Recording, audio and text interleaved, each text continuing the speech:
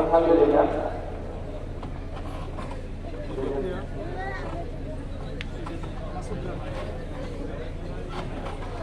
সবাই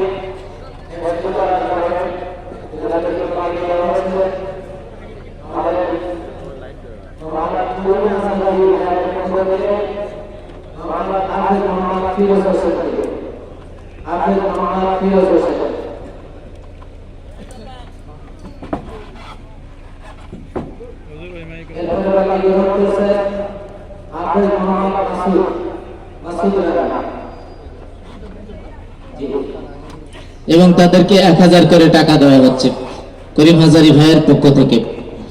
আজকে যাদের জন্য দোয়া হবে, বিশেষ করে মাদ্রাসার জমিদাতা ফজলু সর্দার, রুহুল আমিন, মৃত রুহুল আমিন, তার মেয়েরা মৃত মোসাম্মদ ফাতেমা খাতুন বানু, মোসাম্মদ হালিমা খাতুন, মোসাম্মদ রাবেয়া খাতুন, মোসাম্মদ নূরজাহান খাতুন এবং মোসাম্মদ তুফুরা খাতুন, তেনাদের জন্য দোয়া হবেন।